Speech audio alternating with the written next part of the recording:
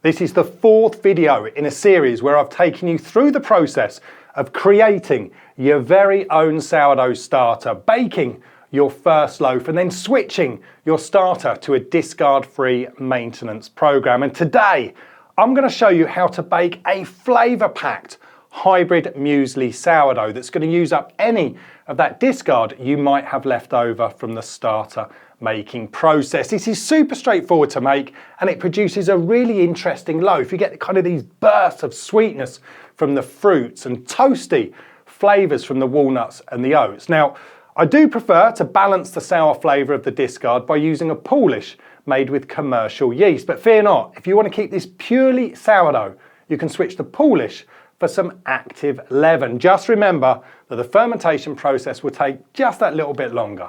Right, so it's the evening before I'm going to be baking and it's time to knock up my Poolish for tomorrow morning. Now, as I said, you can substitute the Poolish for sourdough leaven if you'd prefer, and it's going to work absolutely perfectly. So in a large jar, I'm adding 75 grams of water, 0.3 grams of instant dried yeast and 75 grams of strong white bread flour. Now, after a really good mix, this is going to get covered and it's going to sit at 25 degrees Celsius or 77 degrees Fahrenheit until tomorrow morning. Right, so here's my discard and it's been sat in my fridge now for several weeks. As you can see, it's lost all of its strength and it's become soupy. So we need to be careful that we don't add too much of this to our dough, just to avoid diluting that overall dough strength too much and obviously overpowering the flavour of the final loaf. So into my bowl goes 205 grams of water and that's followed by 9 grams of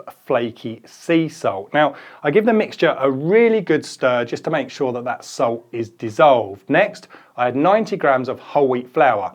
Now this flour is 100% extraction, so nothing has been removed during the milling process.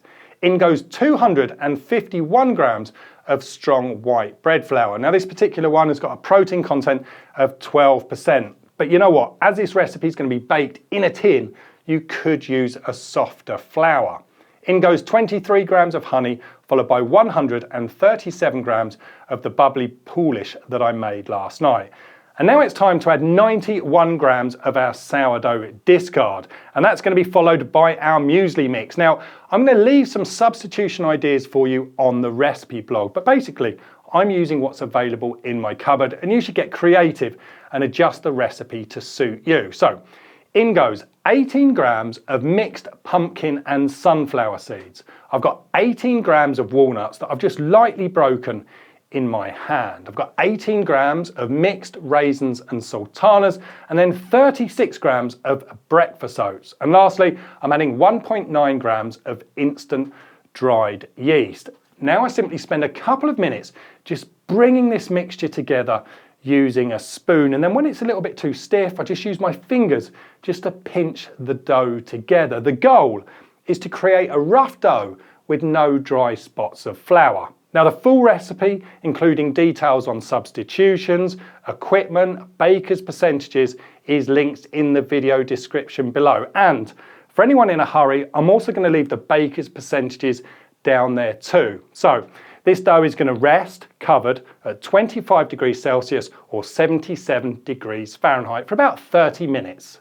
Okay, so it's time to give this dough a final mix, and that's just to make sure that all of these ingredients are really well distributed throughout the dough. Just remember, the aim isn't to build strength in the dough, so you definitely don't need to go crazy. And then as you're working with the dough, you're going to see and you're going to feel those ingredients kind of evening out in the dough. Now this should only take a couple of minutes or so. And once you're happy, the dough can then be pulled into a rough dough ball and then placed back into the bowl. After it's covered, this is going to sit once again at 25 degrees Celsius or 77 degrees Fahrenheit until this dough has doubled in volume. Right, so it took 2 hours from the first mix up until now for our dough to double in size. But you just want to remember that the warmer your kitchen is, the quicker the process is going to go. The cooler, the slower things will go. So it's time to shape the dough. We're going to keep this super simple. I'm going to pull that dough out into a rough circle. I fold the sides into the center and then fold the bottom of the dough over to give me kind of a straight line to work with. Now, as I roll this dough up, I'm also pushing it forwards to create tension and to keep that dough nice and tight. Once I get to the end, I flip the dough over and then I pinch the seams closed just to keep the dough nice and tight. I lightly mist the dough with water and then I roll it in breakfast oats. Now this is optional, but I think it gives that final loaf a nice visual indicator of what to expect when we slice into it. Now my tin has been prepared by lightly rubbing the inside with olive oil. The dough goes into the tin with the seam facing down. Now it can be covered and left to complete its final proof at room temperature. Okay, so the dough is finished proving, and as you can see, it's kind of grown to reach the top lip of the tin. So it's time to bake. My oven has been set to bake mode, and that means it delivers heat from the top and the bottom elements, but the fan is switched off. It's been preheated to 230 degrees Celsius or 446 degrees Fahrenheit. Now, this loaf is going to bake for 30 minutes, protected by an inverted tray. And then I remove that tray and I let the loaf bake for a further 5 minutes until I achieve that amazing colour on the crust.